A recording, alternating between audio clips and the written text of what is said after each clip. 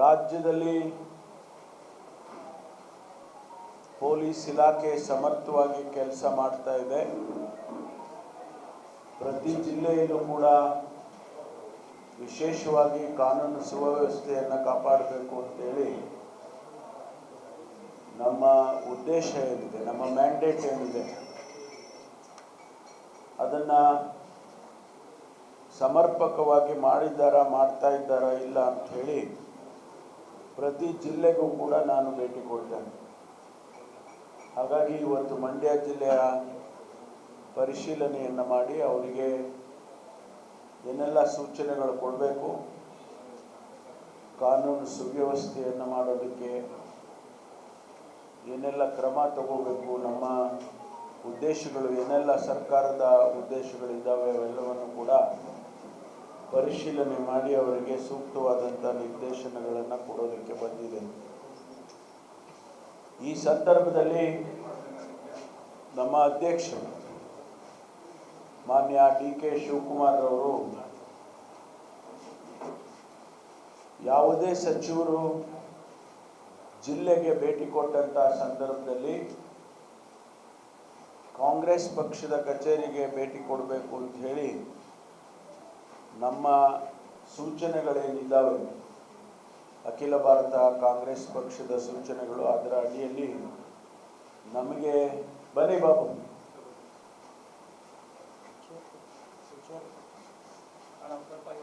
Chair ಕೊಡ್ರಿ.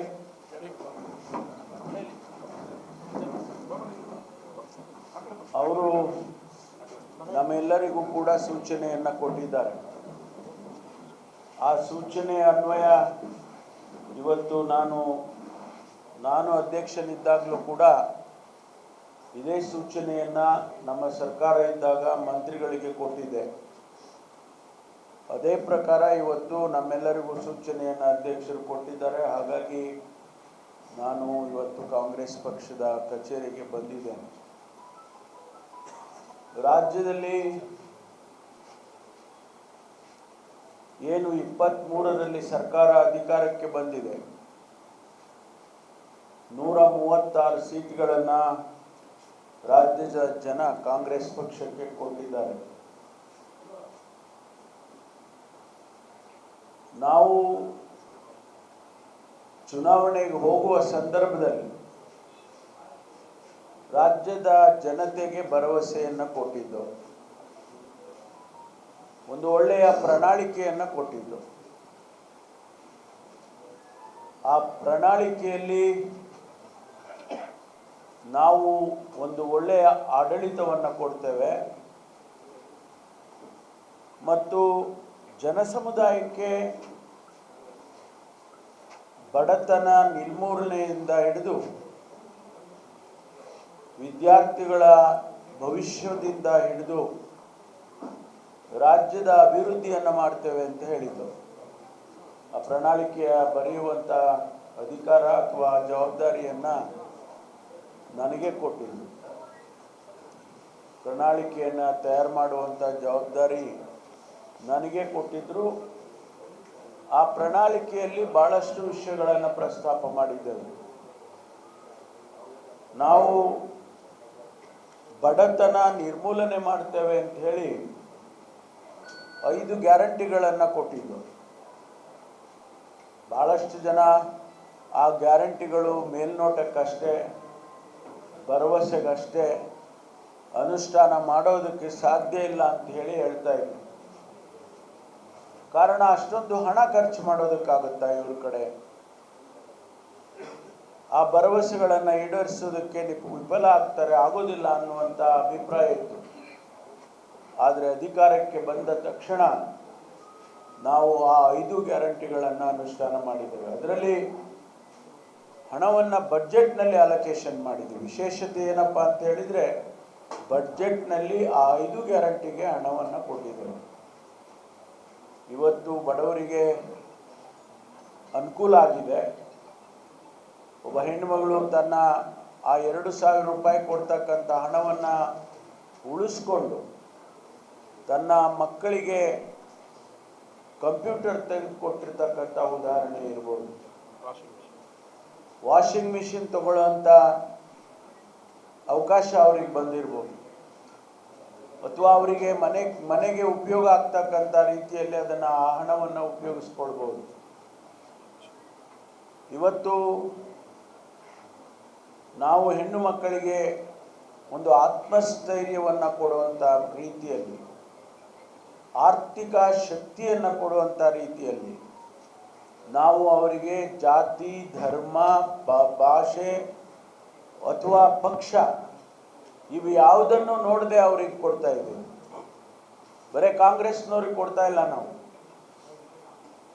ನಾವು ಎಲ್ಲ ಪಕ್ಷಾತೀತವಾಗಿ, ಜಾತ್ಯತೀತವಾಗಿ, ಧರ್ಮಾತೀತವಾಗಿ ಕೊಡ್ತಾ ಇದ್ದೀವಿ. ನಮ್ಮ ಉದ್ದೇಶ ಆ ಹೆಣ್ಣು ಮಕ್ಕಳು ಆರ್ಥಿಕ ಶಕ್ತಿ ಪಡ್ಕೋಬೇಕು ಅಂತೇಳಿ ಉದ್ದೇಶ ಇಟ್ಕೊಂಡು ಕೊಟ್ಟಿದ್ದೀವಿ. ಇದೇ ರೀತಿ ನಾವು ಅನ್ನಭಾಗ್ಯ ಕಾರ್ಯಕ್ರಮವನ್ನು ಮುಂದುವರಿಸ್ಕೊಂಡು ಬಂದು 5 kg ಇದ್ದದ್ದನ್ನು 10 kg ಕೊಡ್ತೇವೆ ಅಂತ ಹೇಳಿದ್ದು. ಅದಕ್ಕೆ ಭಾರತೀಯ ಜನತಾ ಪಾರ್ಟಿಯ ಕೇಂದ್ರದ ಸರ್ಕಾರ ನಮಗೆ ಸಹಕಾರ ಕೊಡಲಿಲ್ಲ. ಆದರೂ ಕೂಡ ಅದಕ್ಕೆ ಹಣ ಕೊಟ್ಟು ಈಗ ಅಕ್ಕಿಯನ್ನು ಕೊಡುವಂಥ ರೀತಿಯಲ್ಲಿ ಈಗ ಅಕ್ಕಿಯನ್ನು ಕೊಡ್ತಾ ಇದ್ದೀವಿ.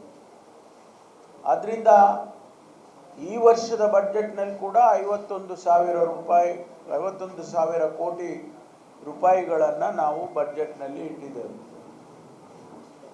ನಾವೇನು ಮಾತು ಕೊಟ್ಟಿದ್ದೋ ಆ ಮಾತಿನಂತೆ ನಡ್ಕೊಂಡಿದ್ದೇವೆ. ಭಾಳಷ್ಟು ಟೀಕೆ ಟಿಪ್ಪಣಿಗಳನ್ನು ಅದು ಭಾರತೀಯ ಜನತಾ ಪಾರ್ಟಿ ಆಗ್ಬೋದು ಅಥವಾ ಜನತಾ ದಳ ಆಗ್ಬೋದು ಅವ್ರು ಮಾಡಿದ್ದಾರೆ ಇದ್ರ ಬಗ್ಗೆ. ಆದರೆ ಈಗ ಅವರಿಗೆ ಅರ್ಥ ಆಗಿದೆ, ಇದು ನಮ್ಮ ಟೀಕೆ ಏನೂ ಆಗೋದೇ ಇಲ್ಲ, ಕಾಂಗ್ರೆಸ್ನವ್ರು ಗಟ್ಟಿಯಾಗಿ ನಿಂತಿದ್ದಾರೆ, ಅವ್ರ ಮಾತಿನಂತೆ ನಡ್ಕೊಳ್ತಾ ಇದ್ದಾರೆ ಅಂತೇಳಿ ಈಗ ಅರ್ಥ ಆಗಿದೆ. ಜೊತೆಗೆ ಮೊನ್ನೆ ತಾನೇ ತಮಗೆ ಗೊತ್ತಿದ್ದಾಗೆ ಮಾನ್ಯ ಸಿದ್ದರಾಮಯ್ಯನವರು ಮುಖ್ಯಮಂತ್ರಿಗಳು ಬಡ್ಜೆಟನ್ನು ಕೊಟ್ಟರು. ಈ 25-26ರ ಬಡ್ಜೆಟ್ನಲ್ಲಿ ಇಡೀ ರಾಜ್ಯಕ್ಕೆ ಒಂದು ರೀತಿಯಲ್ಲಿ ಸಮತೋಲನವಾದ ಬಡ್ಜೆಟನ್ನು ಕೊಟ್ಟಿದ್ದಾರೆ. ಒಂದು ಬ್ಯಾಲೆನ್ಸ್ಡ್ ಬಡ್ಜೆಟ್, ಎಲ್ಲ ಸಮುದಾಯಗಳಿಗೆ, ಎಲ್ಲ ಕ್ಷೇತ್ರಗಳಿಗೆ ಅಭಿವೃದ್ಧಿ ಆಗುವಂಥ ರೀತಿಯಲ್ಲಿ ಕೊಡ್ತಿದ್ದಾರೆ. ಆ ಬಡ್ಜೆಟ್ ಕೊಟ್ಟ ಮೇಲೆ ಇವತ್ತು ರಾಜ್ಯಕ್ಕೆ ಬಂಡವಾಳ ಹೂಡಿಕೆ ಬರಬೇಕಲ್ಲ.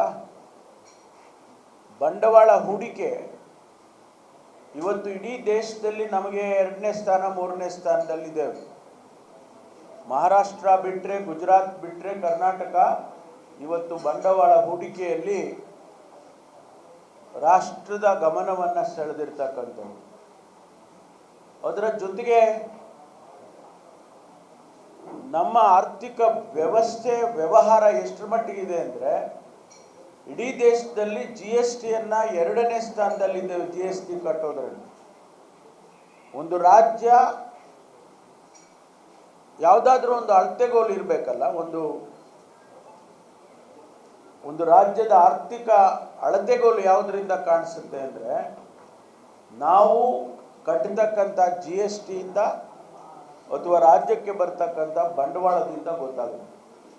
ಈ 2 ಪ್ಯಾರಾಮೀಟರ್ಸು ನಮಗೆ ರಾಷ್ಟ್ರದಲ್ಲಿ 1, 2, 3ನೇ ಸ್ಥಾನದಲ್ಲಿ ನಾವಿದ್ದೇವೆ ಎಂದಾಗ ಈ ರಾಜ್ಯದ ಆರ್ಥಿಕ ಸ್ಥಿತಿಗತಿಗಳು ಚೆನ್ನಾಗಿದೆ ಅಂತೇಳಿ ಅದರ ಇಂಡಿಕೇಶನ್ಸ್.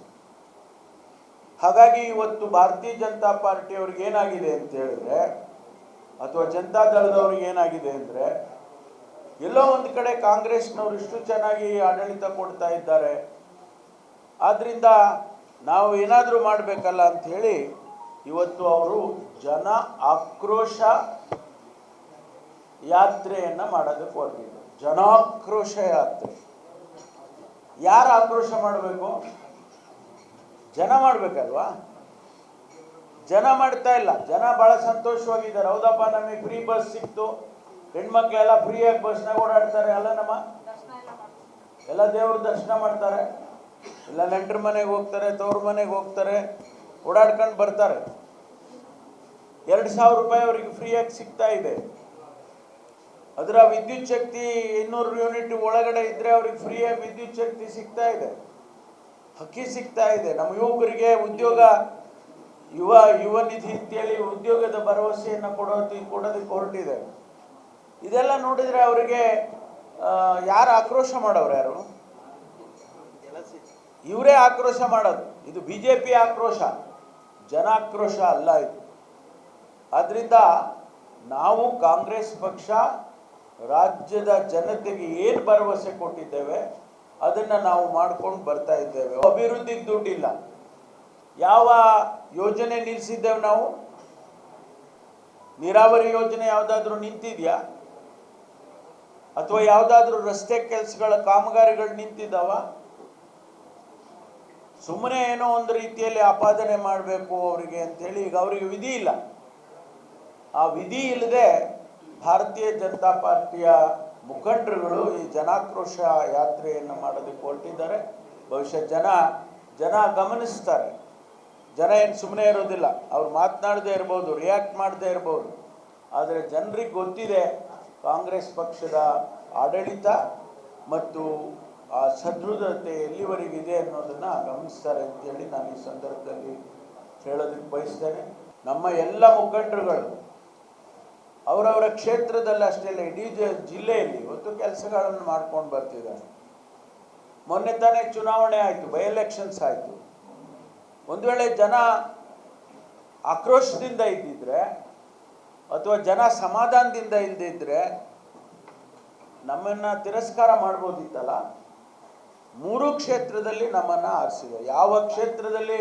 ಹಾವೇರಿಯಲ್ಲಿ ನಮ್ಮ ಸಿಗ್ಗಾಂವ್ನಲ್ಲಿ ಮಾಜಿ ಮುಖ್ಯಮಂತ್ರಿಗಳ ಮಗನನ್ನೇ ಸೋಲಿಸಿದ್ದಾರೆ.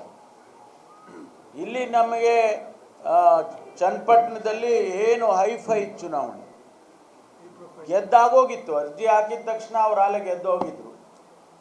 ಇವತ್ತು ಯಾವ ಪರಿಸ್ಥಿತಿ ಬಂತು?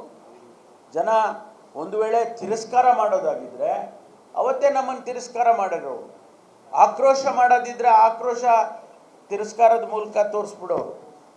ಆದ್ದರಿಂದ ನಮ್ಮನ್ನು, ನಮ್ಮ ಆಡಳಿತವನ್ನು, ನಮ್ಮ ಏನು ಭರವಸೆಯನ್ನು ಕೊಟ್ಟಿದ್ದು ಅದನ್ನೆಲ್ಲ ಒಪ್ಪಿದ್ದಾರೆ ಅಂಥೇಳಿ ಇದು ಒಂದು ಇಂಡಿಕೇಶನ್ ಅಂತ ನಾನು ಭಾವಿಸ್ಕೊಳ್ತೇನೆ.